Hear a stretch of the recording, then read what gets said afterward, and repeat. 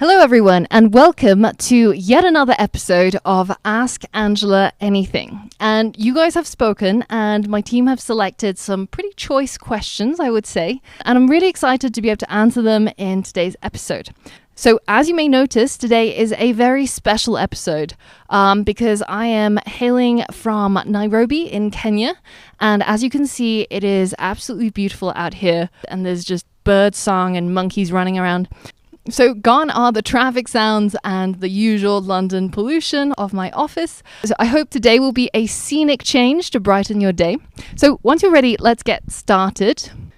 Now, the first question is from Virak Nagov. This shouldn't be called Ask Angela Anything. It should be called Angela Murdering People's Names. So Virak asks, do you have any advice for somebody who's looking to start freelancing? All right, so you may or may not know, but I learned how to code when I was younger, and I have been programming on the side for many, many years, but I actually trained to be a medical doctor. So during that time and during med school, I spent a lot of time freelancing. So I hope I'm more than qualified to answer this question for you, Virak. The first thing I would say is that don't jump in. Don't, despite what people say, don't just dive into freelancing, quit your job, tell your boss that he's a dick, and then just go and, try and find a job. That's really bad. Even though the traditional image of an entrepreneur is somebody who likes to take risks, that's actually really not true. If you think about Richard Branson, when he started Virgin Atlantic, he didn't just go out and, buy lots of planes. In fact, he actually leased a plane from Boeing to get started. And that meant that if it was successful, then great, he could continue doing this. But if it failed, then he could just give it back and his investment wouldn't suffer.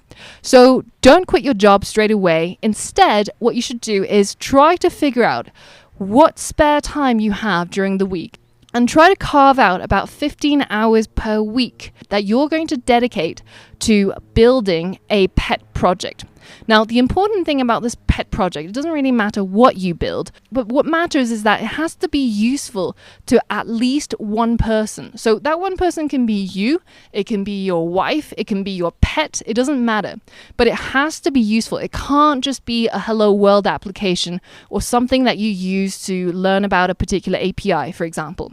Now, once you've done that and you've deployed it onto either the web, or if you're building an app, then obviously onto the app stores, then you've started building a portfolio. And this is going to be a great thing that you can show everybody, potential employers or potential clients, that this is what you're capable of. So this is the beginning. So now at this stage, you are spending 15 hours a week building your pet project. And once you've started doing this, the next step is to carve out another 12 to 15 hours. Now, nobody said that this was going to be easy. Freelancing is not easy. Nothing that's worth doing is easy, in fact. Now, you're on to step 2, and you're carving out 15 hours per week, which you're going to spend working on other people's projects. So you're going to be freelancing on small gigs. So the best place to start, I recommend, is a website called Fiverr. And I'll include the links in the resources section of this episode. But basically, it's a website where somebody can get a job done for maybe $5 to $20. Now, the important thing here is that you're not here to make money. You're here to get skills, and you're here to learn about the world of freelancing. Just as you probably wouldn't let a surgeon operate on you if they haven't had any experience before, as a freelancer or as a web developer or an app developer, people need to be able to see what you've done in the past, how you were able to work with clients and have people who can give you good testimonials. That kind of stuff is really, really important in your career as a freelancer. So the first step I recommend is getting started with small things on Fiverr, and don't take on projects that will take you any longer than a week to start with. And another place you can look at is a place called Odesk and Upwork. And you could start building up your profiles on those websites and start answering to some of the requests. And again, don't go for something ambitious, even though, the larger projects obviously pay more. The important thing here is still about getting experience. So you're looking for projects that basically larger freelancing firms or agencies don't really want to take up. So these are things like bug fixes or or things like updates or maintenance or small improvements. It's not going to make you a millionaire, but it will start to earn you money. And along the way, you will gain really, really valuable experience. So that's what it's all about. Now, once you've been working with a couple of clients, some of them, if they enjoyed working with you because you are communicative, and I can't stress enough how important it is to be able to communicate well with your clients as a freelancer. It's probably the one thing that will make or break your career. Give your clients regular updates to show them what you've done and explain what it is that you're doing. It's really important that they understand how much work you're doing, and also how you're trying to do a really great job for them. So as you do this, you will start to build up a client list, people who will ask you for other things that they want done as well. And you will get word of mouth. And as this goes along, you will end up with a list of clients who will give you jobs, who will give you good reviews or testimonials, or be able to act as a reference for you for future jobs. And with your portfolio, remember those 15 hours a week that's going towards those pet projects, that's going to be building your portfolio. And with the experience that you're getting with your clients, that's going to help you network and getting more people interested in getting you to work for them. And now at this stage, congratulations, you're a freelancer. You've made it. And from this point onward, you're going to start to work on larger and larger projects, perhaps collaborate on some projects with other programmers. But as always, the first part is hardest. And once you've gotten over those hurdles, you will be on your way to becoming a fully fledged and hopefully a really, really in-demand freelance web developer or app developer. So I wish you the best of luck, Virak, and I hope you have an awesome time as a freelance developer. All right, so on to the next question. This is a question from Amit Singh, and he asks, what does your daily schedule look like? Okay, so the first thing is that I'm going to say that what I'm about to tell you is probably an ideal day. I travel a lot because I give talks. So for example, right now I'm in Nairobi because I'm giving a talk. So this is the daily schedule of a day where I'm based in London and I don't have anything special planned for the day. So I think in one of the previous AMAs, I talked about my morning routine. So I'm not going to cover that part. If you're interested, have a look at one of the previous ones and you'll find the answer there. But I'm going to start from about 9 o'clock, which is where I tend to start work. So for the first hour and a half of the day, so 9 until 10:30, I spend on learning stuff. Now, this sometimes becomes 1 hour, sometimes it's 2 hours. It's really dependent on what I'm trying to do. I want to be able to have enough time so that I haven't just, gotten started and I have to switch to another task. But I'm more of a morning person. I'm very alert and I'm very alert during the mornings, and I'm capable of doing the most creative work during that time.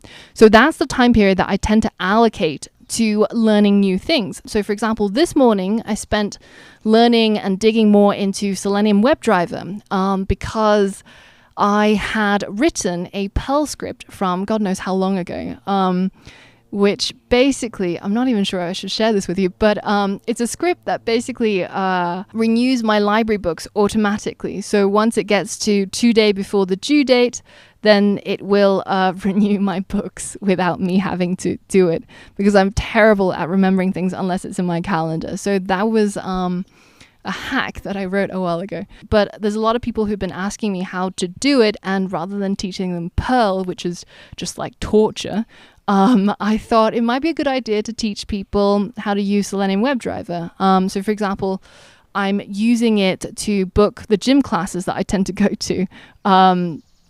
And also I'm trying to get it to renew the books that I have in the library.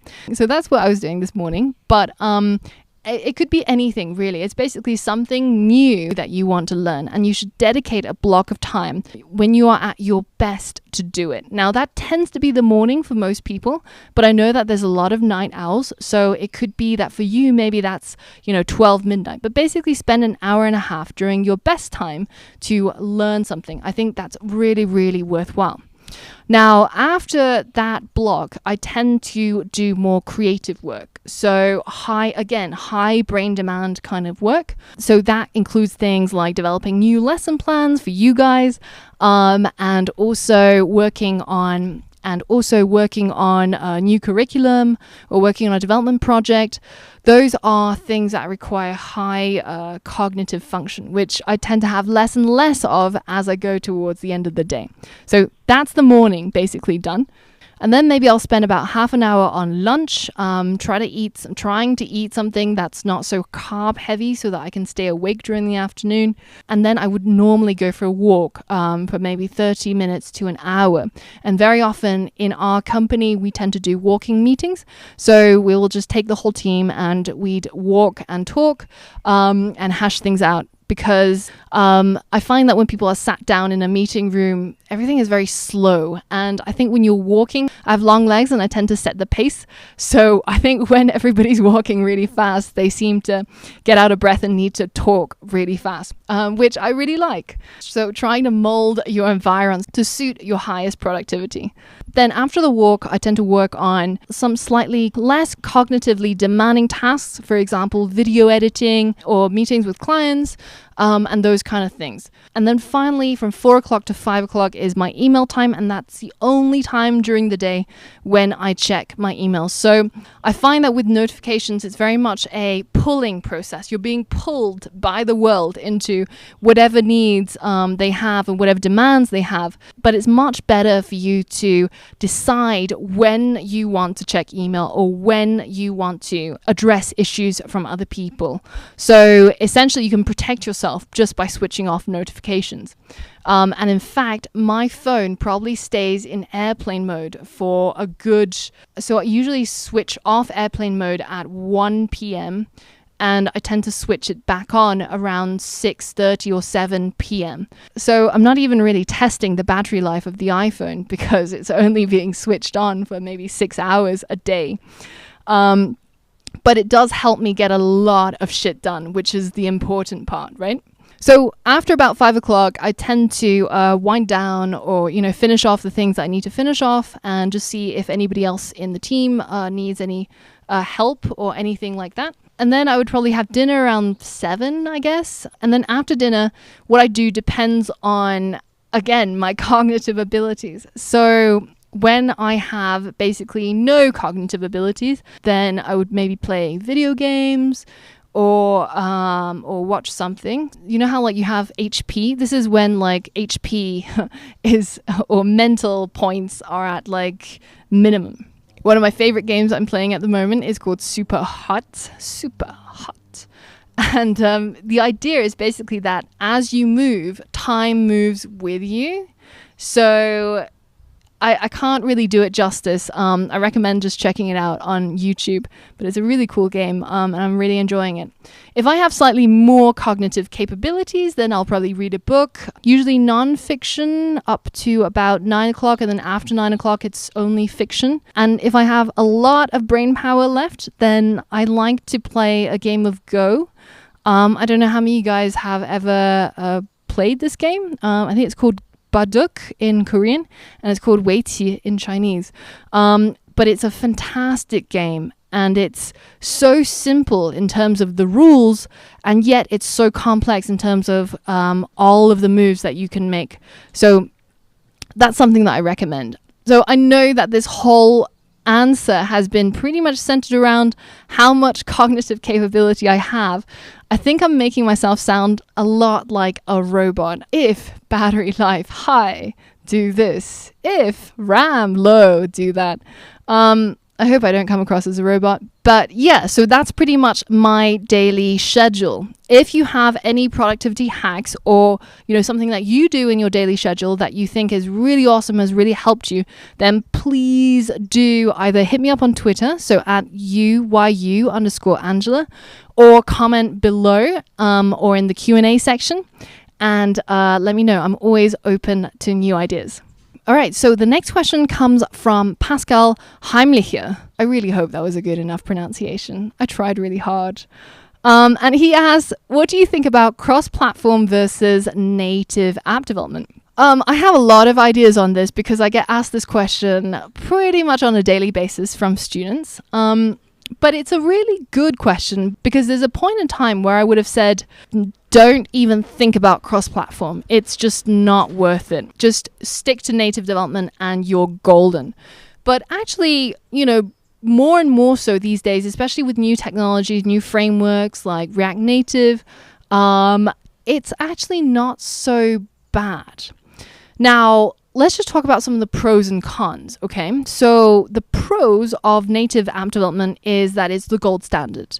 Basically, if you're a large company, flush with cash, you're going to be going down the native route. No question asked. It is the best still, hands down. Other pros include that it's fast. If you need animations, if you have graphics in your app, then you probably should stick to native. When you're using something that's really graphics intensive, then the cross-platform apps do show. Other things are things like you have access to exclusive APIs, for example, things like push notification, or if you want to tap into a health kit on the iPhone, then those modules are generally not available, at least not easily through cross-platform means. And the other thing is that if you're watching this video, then you're probably taking my iOS Swift course, and you would know that there's a lot more resources for native development than for cross-platform. There are more people who are able to answer your questions on Stack Overflow, more results for your queries on Google, and there's even the Apple Developer Forum to help you. So there's a lot of help out there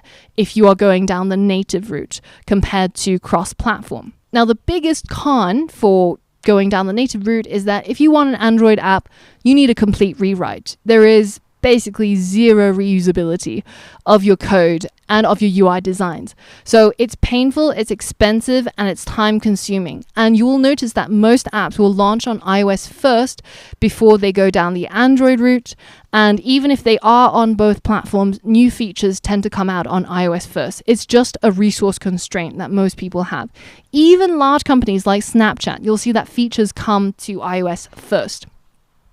So it's expensive because time equals money, and you need a lot more developers, a larger development team, more people to manage, more people to pay. It's just more expensive. And the other thing is that if you yourself already have a good command of a particular language that's not Swift or Java, say you are a web developer and you know JavaScript, or say you're a .NET guy and you know all about C#. If you're using cross-platform tools, for example, PhoneGap, Appcelerator, or Cordova, then you can use those existing skills that you have. And all you need to know is learn about the modules, the frameworks, the APIs. And that's a lot less painful than picking up a new language from scratch. Although I would argue that, as developers, we've basically signed up to lifelong learning. There's probably a new JavaScript framework every single week, as far as I can tell. And it's cool, it's fun. I really enjoy learning new things. But if you don't, then that can also be quite a big downside of native. Now, the sort of halfway point or in between is something like React Native, which is a framework that's open source, but it has a dodgy licensing, and it was created by Facebook.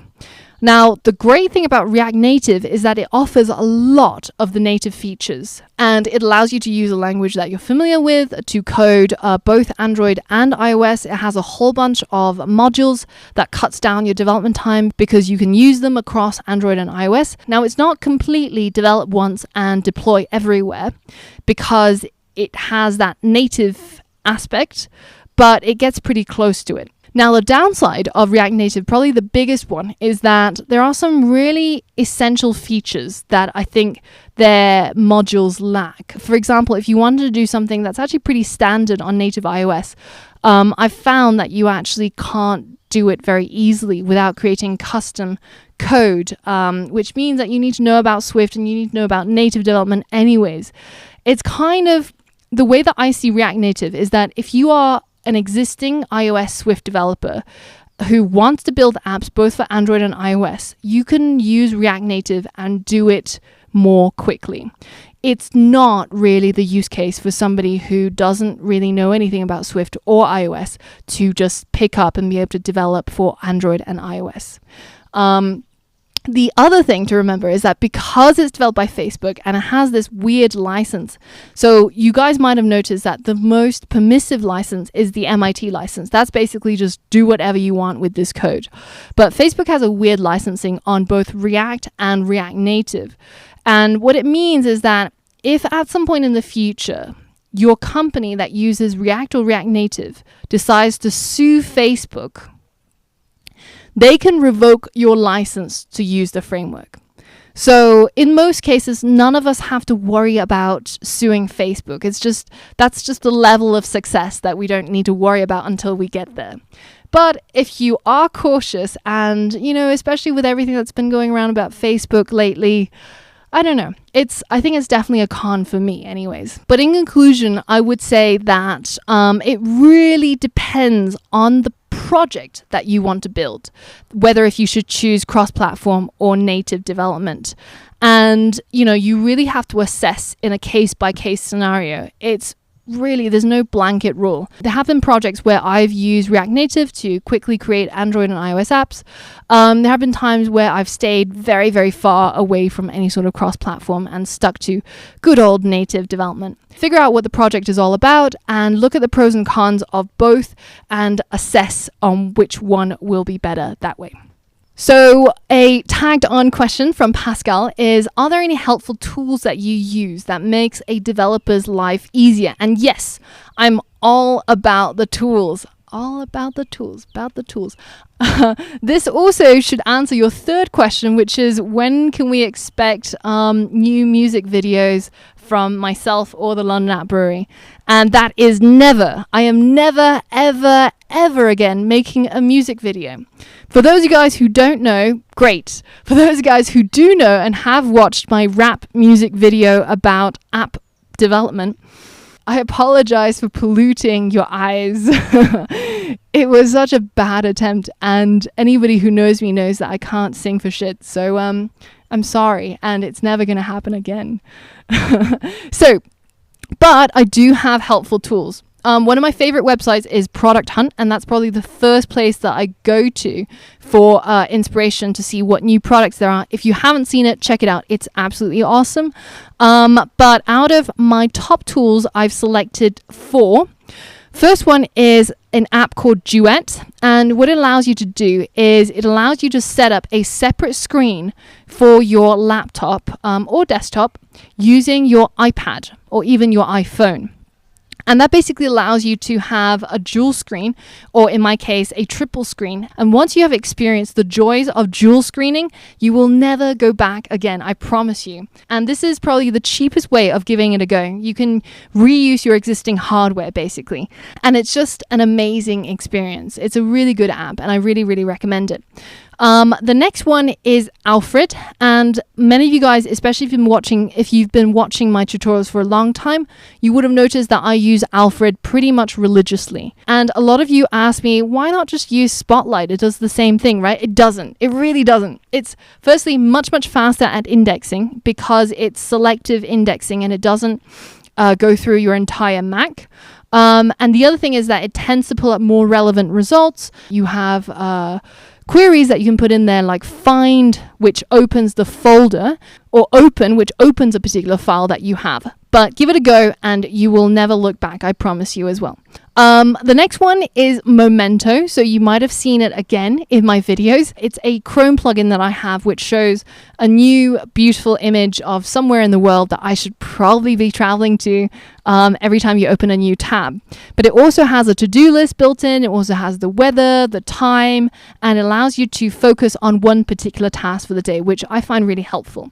So it's a free plugin. Just, try it, give it a go, and see if you like it. And the last thing I'm going to talk about is something called Cheat Sheet, which is this amazing piece of software that gives you a cheat sheet of all the shortcuts in whichever application you are in. So if you hold down the command button, it will just show you a list of cheat sheets wherever you are.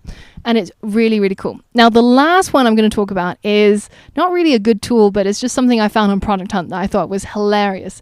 It's called Canned Emails, and it has canned breakup emails. It has emails to clients. I've never yet sent any one of these because I'm just too scared that somebody else has seen this website, but it's pretty hilarious and I recommend you checking it out. So the sun is starting to go down around here, and I'm probably going to go and grab something to eat because I haven't eaten for a whole 2 hours now. But I hope you guys had fun with me in Nairobi in this episode of Ask Angela Anything. And if you have any questions for the next episode, then be sure to leave it below this video on one of the new announcements that I make on a regular basis. So I hope you guys are having a great time wherever you are. And that's all from me. I'll see you next time. Ciao.